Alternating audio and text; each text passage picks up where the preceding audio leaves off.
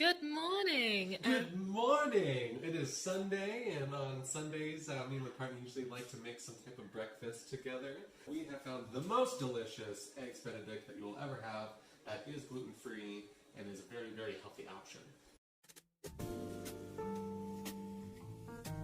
We're going to start with a bit of a sweet potato. And I personally am not a big fan of sweet potatoes, so what we do is we go ahead and get the Japanese sweet potatoes. Alright, so we've got our potato peeled, and then what you're going to do is you're going to want to get a red onion, purple onion, whatever you call it. You are only going to use about half an onion, so go ahead and just peel it, slice it in half. So if you have a grater, just do this, and all we're going to do is just shred the sweet potato. And if you have noticed, I am not cutting on a wood board, nor am I cutting on a glass cutting board. A glass cutting board, you should get rid of it because it's dulling your knives, and if you have a wood one, you shouldn't probably cut meat or anything like that onto it because wood is an absorbent. Alright, go ahead and get a pan. Go ahead and set it on medium. You don't want a pan to heat up with nothing in it, so we'll go ahead and put some drizzles of oil. Sprinkle a little bit of Himalayan sea salt. Yeah, then I'm going to slice up a clove or two of garlic.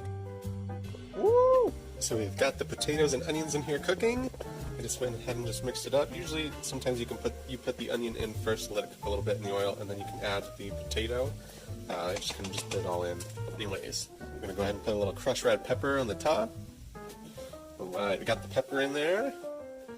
And then here's a little trick on doing the garlic. So garlic is pretty difficult to peel sometimes, so if you just go ahead and take the flat of the blade, if you just crush it, it makes it a lot easier to peel. And as you can see, it just comes right off, and boom, baby. And I went ahead and added the garlic to the mixture. I didn't put the garlic in before because I didn't want the garlic to burn right away, as it sometimes can do. Alright, so when the onion starts to look more translucent and the potatoes are more gold, or a little more golden white, we're going to go ahead and turn the heat off. So what we're going to do is we're going to stick this potato onion mixture into this egg, and we're going to get this all egged up. We've went ahead and get some cage-free organic eggs, and we do about 1 large egg and a half.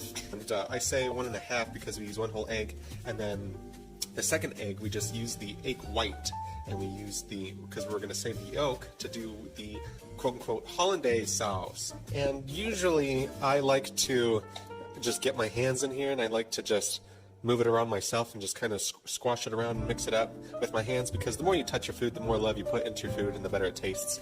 However, just because I need to say this for people who may not think about this, this just came out of the pan, so this is scorching hot. So I'm not going to dig my hands in here right away because, yeah, I'll just burn my hands. This is also a perfect moment to talk about hygiene. If you're going to cook, make sure you put your hair back. Wash your hands. Also, if you need to touch your face, just use your arm or your elbow. And anytime you do find yourself touching your face or your hair, or you're touching anything else that may not be sanitary, just go ahead and wash your hands. Alright, so we got our mixture. I went ahead and waited until it was cool, and then all I did was I put my hands in and I kind of just mixed it up. So I'm going to come back over here. We're going to put more oil. We're going to turn this bad boy back on. Note, while making delicious food, you may be visited by your pets. Alright, so for this mixture, in order to get your patties, I like to use a spoon usually, or a ladle, I should say. And this mixture should make about 4 to 5 little, quote-unquote, Benedict English muffin things. So what I usually do is I just like to kind of scoop out just about a spoonful of it. And then I'll go ahead and morph this with my hands to form a patty. Now, just to give you a little tip, when I was forming them in my hands, I had to make sure that the outer edges were pretty condensed, so that when I went ahead and kind of just flopped it into the pan from my hand, the edges didn't kind of break apart. So those are going to go ahead and be frying. We're going to make sure to leave them for a good while because you want a nice crispy base. So if we pull them off too early, then they won't flip, they'll just break. Alright, so my partner Rose isn't feeling up to be on camera right now, so we're gonna go ahead and just keep it up real with the showing the food. So she's gonna show you how, the perfect way, absolutely no mistake-free way of getting these eggs in here. So she put a little bit of rice cooking wine sweet white vinegar? In the water, just a bit of white vinegar. It helps form these little eggs without getting them stuck to the bottom of the pot.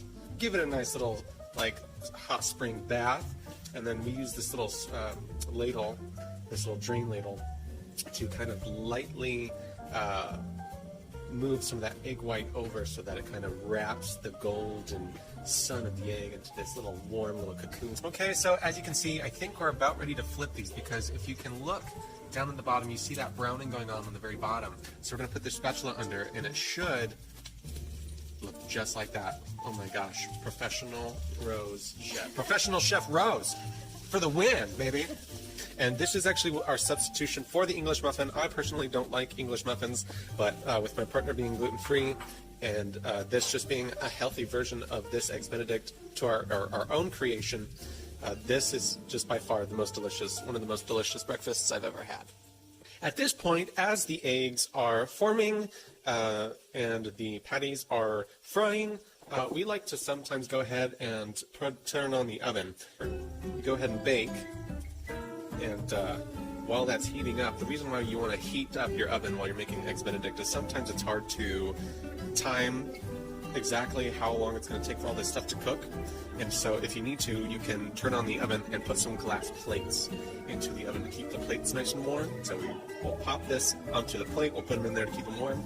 And then what I like to do is I like to take some of the cheesy cheese and I grate that over 2 of mine, and then put those in the oven and let the cheese melt on it before I put the egg on. And we are done boiling our eggs. Oh, you kind of get a slightly golden orange color coming through the egg to let you know that it is cooked, but it is not going to be overly cooked. If it's yellow or you start to see it to be like super hard, then that means that you've got a hard-boiled egg, which you don't want. That means it would be overcooked. But when you get a little bit of pressure and you get that orange, you know that the yolk is just perfect.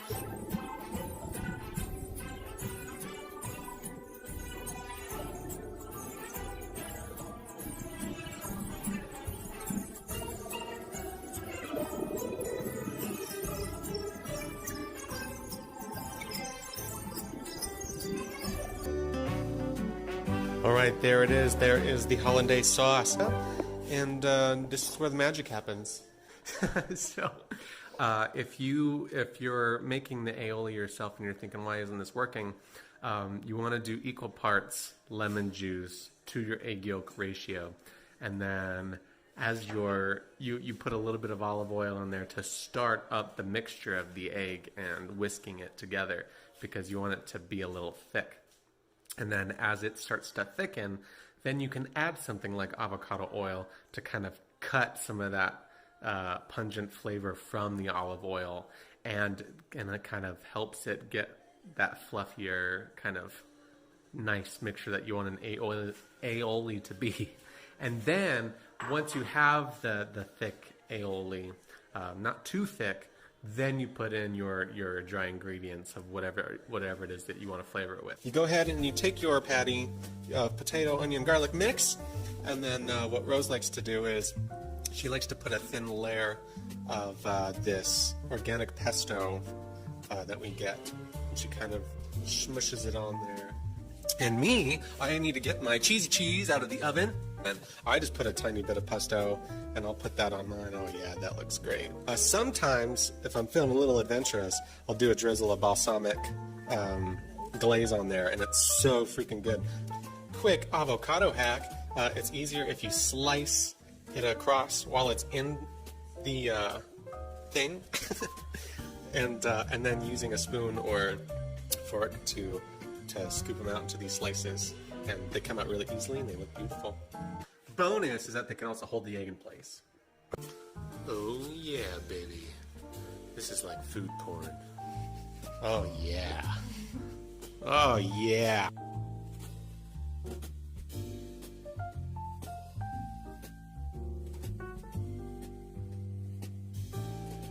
Just so you can see the inside of the egg real quick. This is what the yolk should look like. Not too runny, not too thick. Oh yeah.